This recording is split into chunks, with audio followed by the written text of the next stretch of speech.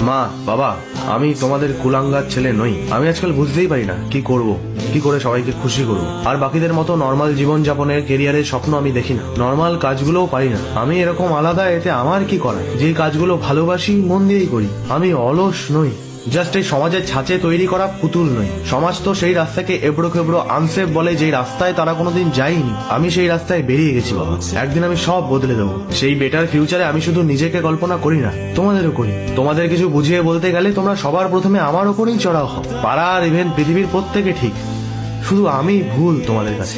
একা লাগে আজকাল, তবে একা থাকতে শিখে গেছি। আর বুঝেও গেছি অন্ধকার রাস্তায় কেউ আলো নিয়ে সাথে যায় না। যে রাস্তাতে ল্যাম্পপোস্ট আছে সেই রাস্তাতেই সবাই টুনি লাগায়। অবশ্য তোমরা তোমাদের মতো আমার ভালোই চাও, সেটাও আমি জানি। কিন্তু সময় সমাজ দুটোই পাল্টেছে। চারিদিকে সার্কাস চলছে বাবা। যোগ্যরা ভালো জায়গায় কোথায়? তবে সময়ের অপচয় করছি না মা, সময়ের অপেক্ষা করছি। একদিন প্রমাণ হবেই তোমরা লুজার জন্ম দাওনি। সেদিন তোমার পাড়া, তোমার সমাজ, তোমার পৃথিবীকে ডেকো আর বলো আমি তোমাদের ছেলে।